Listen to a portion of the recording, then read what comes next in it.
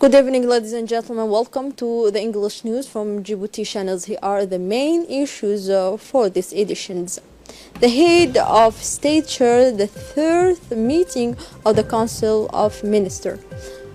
On continental news, inaugurations of the longest bridge in the world linking Hong Kong, Macau, and maintain China.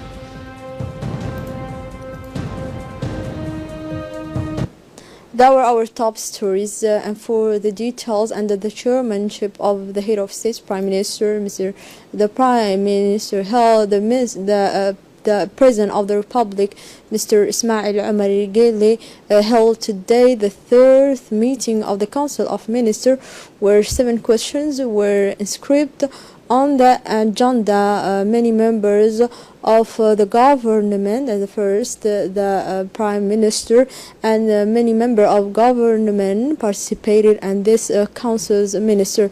The Secretary of the Social Affairs made a report to the Council on the social programs implemented or committed to fight against precariousness and poverty.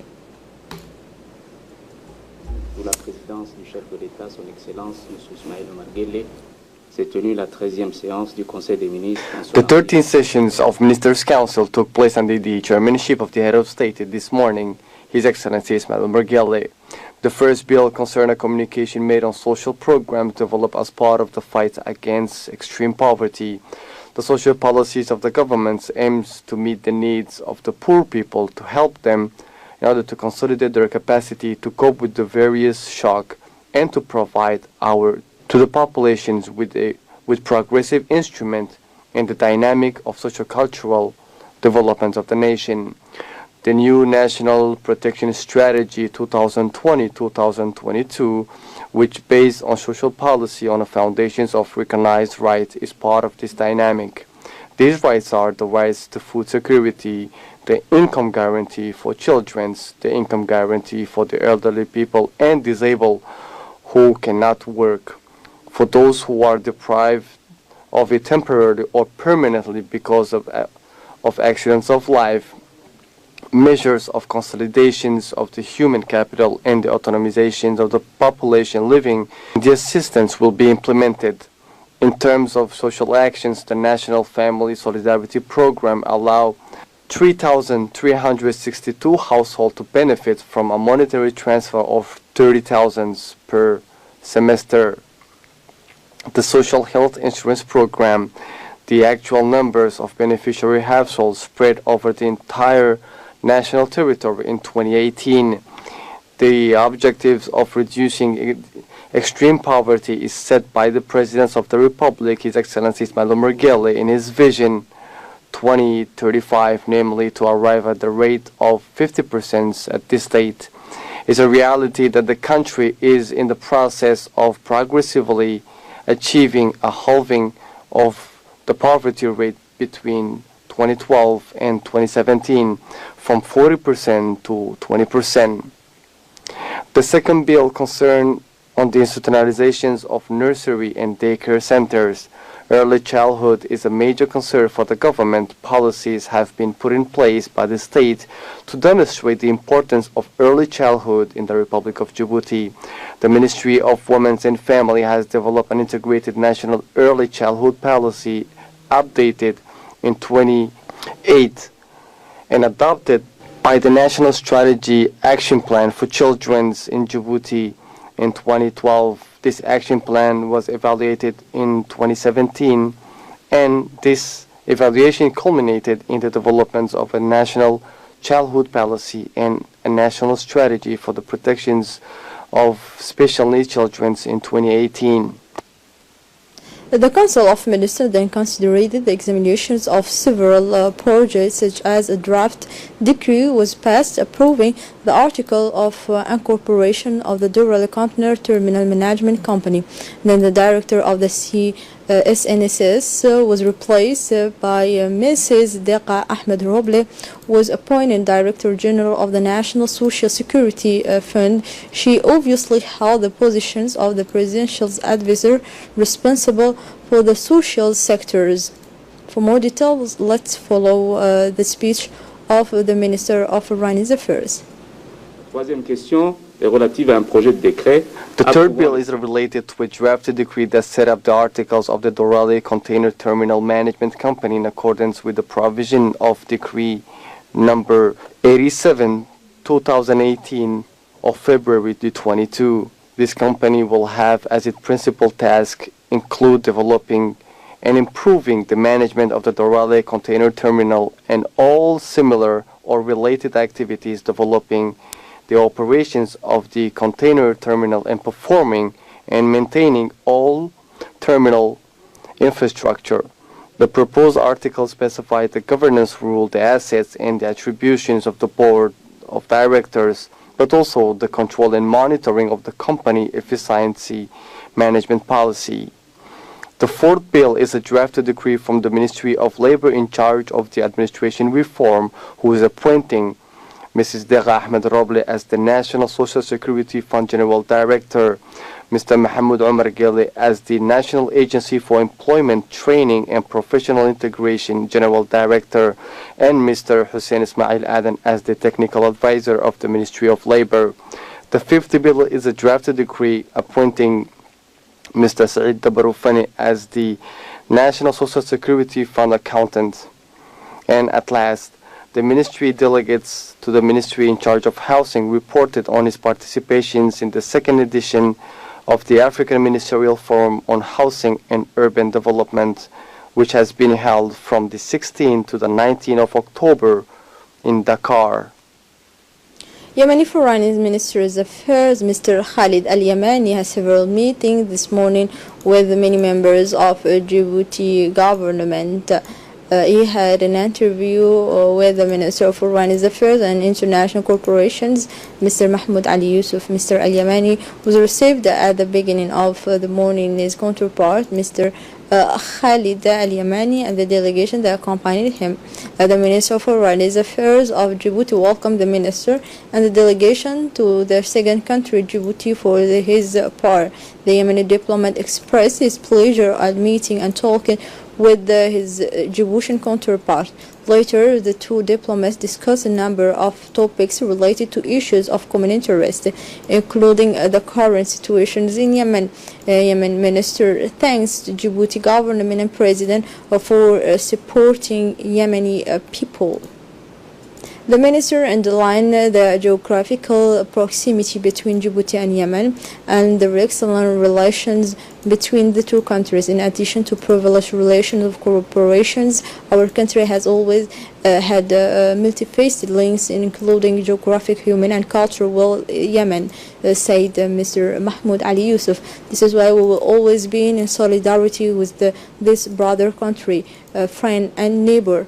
He he added that we are all the more compelled to help this Yemenis return to peace, and that the achievement of sustainable development for the country of the Horn of Africa remains in part depend on lasting stability in Yemen, said the head of the Djiboutian diplomacy.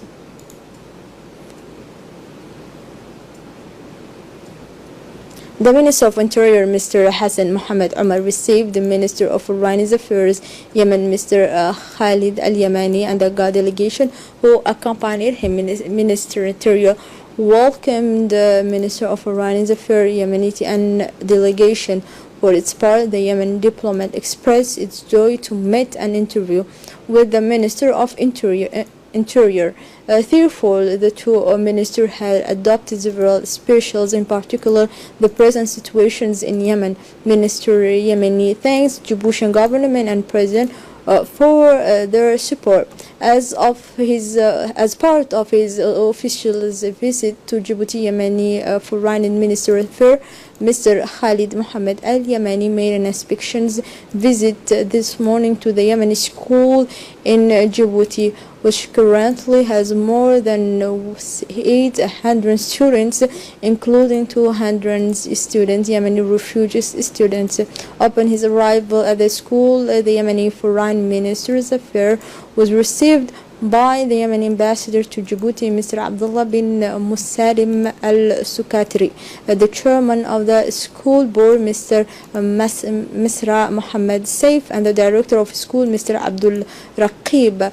In the first stage of the visit, the Yemeni Minister of Foreign Affairs started an inspection tour for some classes of the school, which was established in Djibouti in 1991, where he was informed of the educational services provided by the school to students from the different stages, kindergarten, elementary school, co-worker, and high school. The Yemeni minister praised the effort of school officials to educate the younger generation, broaden their horizon, and develop their expertise, making them contributor to a national building.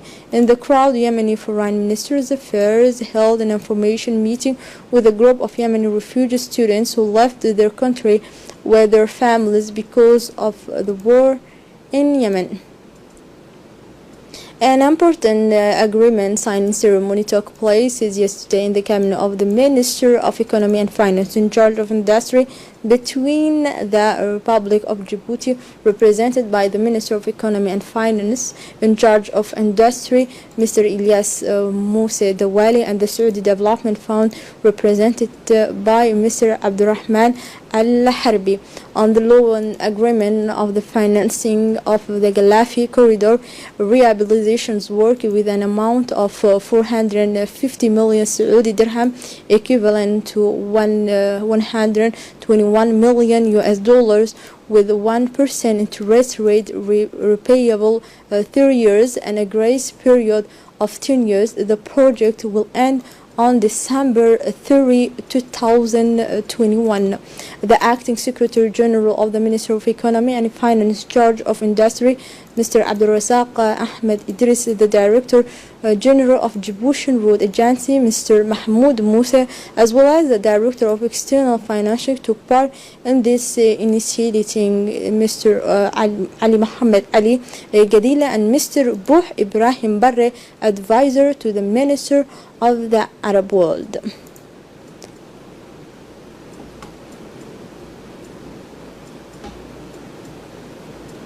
The Minister of Defense in charge of relations with the Parliament, Mr.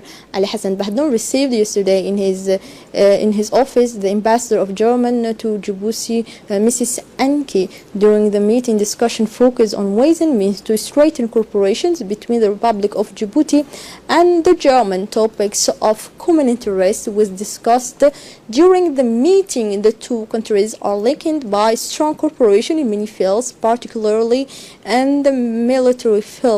The straightening of military cooperation ties were at the center of discussions between the minister and the ambassador of Germany in Djibouti. The work of the first regional conference on the development of renewable energies in Djibouti and East Africa ended this morning at the People's Palace, organized by the Minister of Energy in charge of national resource. This foundation enabled national manager in this sector to acquire the necessary knowledge to accelerate growth in green energy and contribute to sustainable economic development in Djibouti. For 3 days, the challenges and opportunities of these energies in this part of the African continent were at the heart of the discussions between participants from the region, but also experts.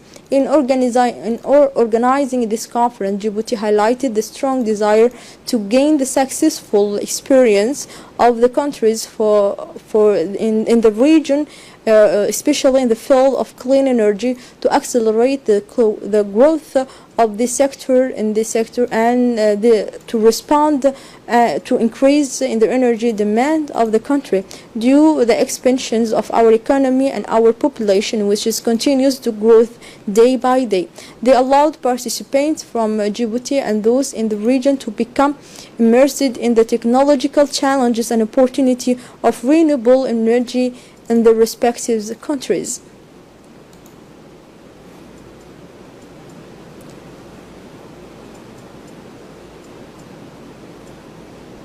The mayor of the city of Djibouti, Mrs. Fatouma Awal Osman, made an official visit to the capital of the Kingdom of Saudi, Riyadh, during 4 days, where she had meetings with His Royal Highness the Emir of the Riyadh regions, Prince Faisal bin Bandar bin Abdul Aziz Al Saud, receiving audience in his office in Riyadh. The mayor of Djibouti, in the presence of the ambassador and the mayor of the city of Riyadh, where he encouraged both municipalities to establish a twinning between the two capitals. The mayor of the Riyadh region, His Excellency Mr. Tariq Al Faras, met with the delegation of Djibouti in his office at the municipality of the Riyadh region, where the mayor of the city of Djibouti discussed with him the opportunities of bilateral cooperations between the two capitals of the two sister states, as well as exchange of experience and twinning between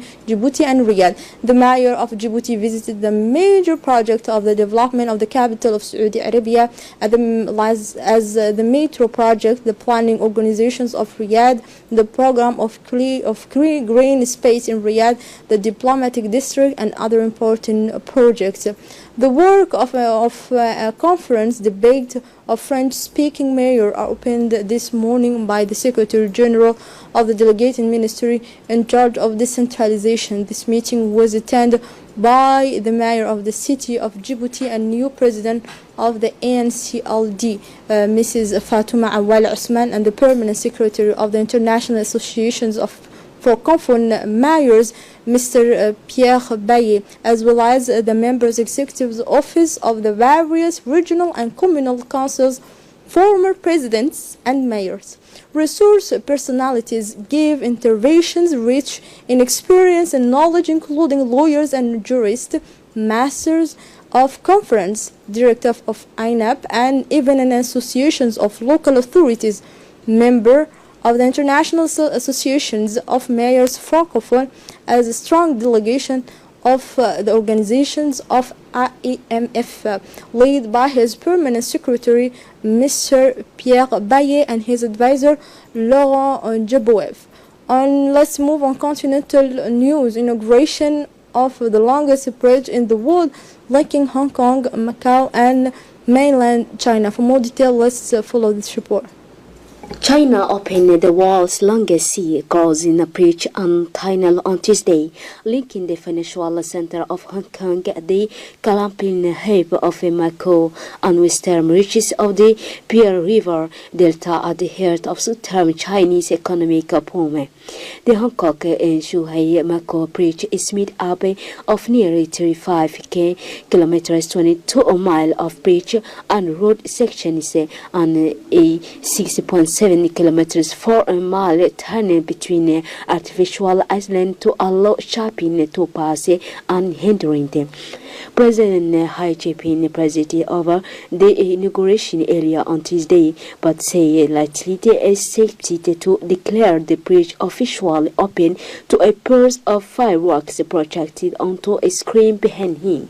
Vice President Han Jin said the bridge will help drive Chinese strategic blueprint for a greater Bay Area around the Pearl River Delta modality on other global economic dynamos like San Francisco Bay and Tokyo Bay. We're at the end of this news. Thank you for watching us. Goodbye.